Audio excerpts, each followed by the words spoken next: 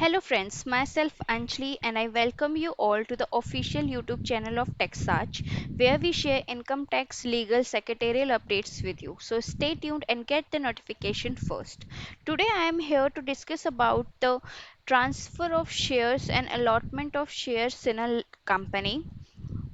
So first we discuss about the transfer of shares in a company. Transfer of shares in a company means to transfer the shares from an existing person to another existing subscriber or director or shareholder. तो जो हमारा share transfer का process होता है वो company का internal process होता है क्योंकि इसमें हमें कोई मैंडेटरी नहीं है कि हम कोई फॉर्म फाइल करें एमसीए पर जाकर बट स्टिल अगर आपको ये प्रोसेस लीगली भी प्रूव करना है तो उसके लिए एक फॉर्म होता है फॉर्म MGT 14 जो कि हमें फाइल कर सकते हैं हम अपने कंपनी के अगर शेयर ट्रांसफ़र को हमें शो करना है इसके अलावा जो हमारा शेयर ट्रांसफ़र का प्रोसेस होता है उसमें हमें सबसे पहले कंपनी का एक बोर्ड रेजोल्यूशन पास करना होता है कंपनी एक बोर्ड मीटिंग बैठाती है जिसमें बोर्ड ये पास करता है कि पार्टनर ए से फॉर एग्जांपल पार्टनर ए से पार्टनर बी को इतने इतने शेयर ट्रांसफ़र हो रहे हैं with face value of this अब मान लीजिए पार्टनर ए से पार्टनर बी को 100 शेयर्स ट्रांसफ़र हो रहे हैं with the value of face value of 10 rupees तो हमारा बोर्ड रेजोल्यूशन पास होगा बोर्ड रेजोल्यूशन पास होने के साथ साथ एक शेयर ट्रांसफ़र डीड बनेगी जिसको हम फॉर्म SH4 भी बोलते हैं फॉर्म SH4 प्रिपेयर किया जाएगा जिसमें ट्रांसफरर एंड ट्रांसफरी दोनों की डिटेल्स मेंशन होंगी कंपनी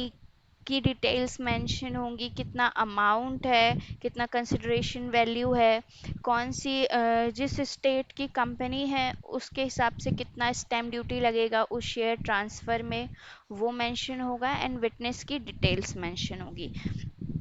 इसके साथ साथ जो शेयर ट्रांसफ़र के टाइम पे हमारे डॉक्यूमेंटेशंस होते हैं वो हमें एक लिस्ट ऑफ शेयर होल्डर्स बनानी पड़ती है and list of subscriber MOS sheet of subscribers भी जिसे बोलते हैं क्योंकि जब हमारे शेयर ट्रांसफ़र हो रहे हैं इट मीन्स हमारी कंपनी का MOA मेमोरेंडम ऑफ एसोसिएशन जो है वो ऑल्टर होता है तो इस केस में हमारे जो कंपनी के शेयर होल्डर्स हैं उनका नाम भी चेंज हो रहा है मान लीजिए एक एग्जिस्टिंग सब्सक्राइबर रिमूव हो रहा है और उसके शेयर्स किसी और को ट्रांसफ़र हो रहे हैं तो वो हमारा MOA में अपडेट होगा तो जो हमारे मेन डॉक्यूमेंट्स लगेंगे शेयर ट्रांसफ़र करने में तो ये हमारे मेजर डॉक्यूमेंट्स हैं जो हमें शेयर ट्रांसफ़र के लिए लगेंगे board resolution with notice and explanatory statement notice and explanatory statement मतलब जब हमें कोई भी बोर्ड मीटिंग करनी होती है EGM करनी होती है AGM करनी होती है तो उससे मिनिमम 21 डेज पहले विद इन 21 डेज हमें एक नोटिस देना होता है मेंबर्स को डायरेक्टर्स को कि इस दिन पे हमारी बोर्ड मीटिंग इस रीज़न की वजह से होने वाली है तो उसको हम नोटिस बोलते हैं एक्सप्लेनेटरी स्टेटमेंट जिसमें हम एक्सप्लेन कर रहे हैं कि हमारी बोर्ड मीटिंग का या EGM का रीज़न क्या है उस नोटिस में वेन्यू मेंशन होता है डेट एंड टाइम मेंशन होती है और किस रीज़न से हम कर रहे हैं वो सारी डिटेल्स मेंशन करी जाती हैं तो ये हमें बोर्ड रेजोल्यूशन के साथ लगाना पड़ता है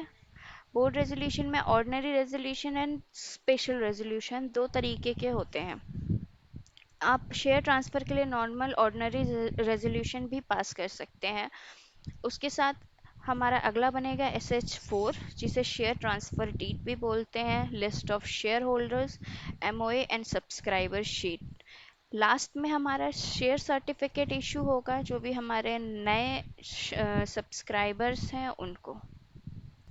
नाउ वी न्यू कि हमें कौन सा फॉर्म फाइल करना है इन केस अगर हम ऑनलाइन प्रोसीजर को भी फॉलो करते हैं तो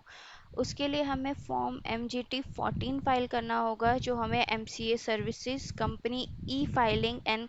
कंप्लायंस सर्विसेज में जाकर मिल जाएगा MGT 14 इसमें हमें बेसिक डिटेल्स मेंशन करनी है कंपनी का सिन नंबर मेंशन करना है रीज़न, हमारा जो रेजोल्यूशन पास हो रहा है वो किस रीज़न से पास हो रहा है, उसका डेट क्या है, नोटिस की डेट क्या है, date of passing of resolution क्या है, और कितने रेजोल्यूशंस के लिए ये फॉर्म फाइल हो रहा है। अब पर्पस ऑफ फाइलिंग में जो है वो हमें alteration and memorandum of association except in case of change in name, registered office, object clause और change in authorise share capital, ये वाला ऑप्शन ऑप्शन आपको सिलेक्ट करना है अगर आप शेयर ट्रांसफ़र के लिए MGT 14 फाइल कर रहे हैं तो। उसके बाद नॉर्मली आपका बोर्ड रेजोल्यूशन किसने पास किया है, बोर्ड ऑफ डायरेक्टर्स ने। अगर आपका ऑर्डनरी पास हुआ है तो बोर्ड ऑफ डायरेक्टर्स और EGM में स्पेशल रेजोल्यूशन पास हुआ है तो शेयर होल्डर्स यहाँ से स्पेशल रेजोल्यूशन फाइल करके और नेक्स्ट कर देना है। उसके साथ आपको जो अटैचमेंट्स हमने बताई हैं, board resolution, SH4 list of share holders, ये लग जाएगा। इसके बाद जो आपका MGT 14 फाइल करने के बाद जो अगला फॉर्म इसके साथ लिंक होगा वो होगा INC 33, जो कि EMOA होता है। वो आपका ओपन हो जाएगा, उसमें आपको सब्सक्राइबर शीट को अटैच कर देना है और ये इसका प्रोसीजर कंप्लीट हो जाएगा। फॉर्म को डाउनलोड करके DSC लगा के और अपलोड कर देना है, आपका शेयर ट्रांसफ़र का प्रोसीजर कंप्लीट हो जाएगा। बस आपको शेयर सर्टिफिकेट इशू कर देना है। तो ये हमारा एक बेसिक सा प्रोसेस था for share transfer in a company. Now जो हमारा अगला टॉपिक है वो है share allotment in a company. तो शेयर अलॉटमेंट जो होता है, हम अगर हमारी पेड अप कैपिटल जो है कंपनी की वो ऑथराइज कैपिटल कैपिटल से लिमिटेड है ऑलरेडी, कि अगर हमें उसमें ऑथराइज कैपिटल को भी इंक्रीज करने की ज़रूरत है तो सबसे पहले हम ऑथराइज कैपिटल इंक्रीज करेंगे, उसके बाद ही हम न्यू शेयर्स को अलॉट कर सकते हैं। ऑथराइज कैपिटल को इंक्रीज करने के लिए जो फॉर्म फाइल होते हैं वो होते हैं MGT 14 एंड SH7। उसके लिए भी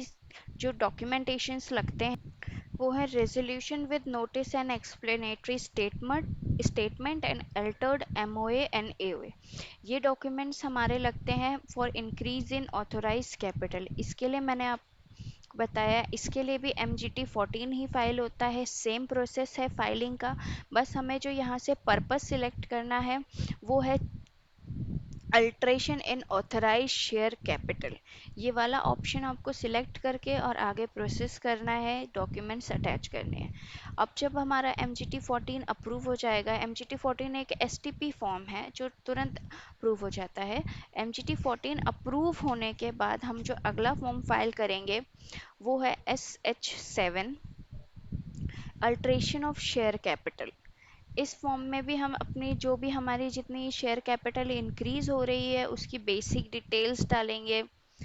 अगर कंपनी इंक्रीज कर रही है, मेंबर्स कर रहे हैं, गवर्नमेंट की वजह से हो रहा है, किसी भी रीज़न से हो रहा है, वो सारी डिटेल्स मेंशन करेंगे, कौन सा रेजोल्यूशन पास हुआ है और मीटिंग किस दिन हुई थी। हमारे MGT 14 जो हमने इसके लिए फ़ाइल किया है उसका SRN मेंशन होगा, मेंबर्स कितने प्रेजेंट थे उस टाइम पे, कितनों ने एक्सेप्ट किया, कितनों ने अगेंस्ट में किया, ऑथराइज कैपिटल कितनी से कितनी इंक्रीज हुई है, वो सारी बेसिक डिटेल्स फिल करते हुए हम फॉर्म को सेव कर देंगे। इसमें भी हमारे सेम डॉक्यूमेंटेशंस लगेंगे जो है resolution with notice and explanatory statement and altered MOA and AOA। आपको MGT 14 में ऑल्टर्ड MOA एंड AOA लगाने की नीड नहीं है, वहाँ पे सिर्फ रेजोल्यूशन से काम चल जाएगा आपका। बट SS7 में आपको ये दोनों भी लगाने पड़ेंगे। तो ये हमारा प्रोसेस था ऑथराइज कैपिटल इंक्रीज करने का। इसके बाद हम जब पेड अप कैपिटल अपनी इंक्रीज करेंगे तो उसके लिए हम MGT 14 फाइल करेंगे। पहले MGT 14 सेम प्रोसेस से फाइल होगा। MGT 14 फाइल करने के बाद हम फॉर्म पास 3 फाइल करेंगे जो हमें कंप्लायंस सर्विसेज में जाकर मिल जाएगा। जो हमारा मेजर चीज़ है जब हम इशू ऑफ शेयर्स करते हैं, इशू ऑफ शेयर्स हमारे डिफरेंट टाइप से होते हैं। एक तो है हमारा राइट इशू, एक है IPO और एक है प्राइवेट प्लेसमेंट। तो जब हम राइट इशू में MGT 14 फाइल करना is not a mandatory thing. Right issue का मतलब होता है कि जो शेयर्स हम इशू कर रहे हैं वो पहले एग्जिस्टिंग जो हमारे सब्सक्राइबर शेयर होल्डर्स हैं उन वो बाय कर सकें एट अ डिस्काउंटेड प्राइस। उसके बाद वो बाकी पब्लिक के लिए इशू करे जाते हैं। पहले जो ऑलरेडी एग्जिस्टिंग पर्सन्स हैं उनको अलॉट किए जाते हैं, वो बाय कर सकें विद डिस्काउंटेड प्राइस। जो हमारा आईपीओ के थ्रू हमारा अलॉटमेंट होता है वो इनिशियल पब्लिक ऑफरिंग होता है, जिसमें कंपनी जो है वो अपनी कंपनी को लिस्ट करती है स्टॉक एक्सचेंज में। और जो हमारा लास्ट वे है वो है हमारा प्राइवेट प्लेसमेंट। प्राइवेट प्लेसमेंट में हमारी कंपनी जो है वो कुछ लिमिटेड मेंबर्स को, लिमिटेड ग्रुप ऑफ इन्वेस्टर्स को अपने सिक्योरिटीज सेल करती है। ये आम पब्लिक के लिए ओपन नहीं करे जाते हैं, ये एक इंटरनल और प्राइवेट प्रोसेस होता है कंपनी का। इन सारे टाइप के हमारे अलॉटमेंट के लिए दो मैंडेटरी फॉर्म है, MGT 14 एंड पास 3। ये सभी डॉक्यूमेंट्स हमें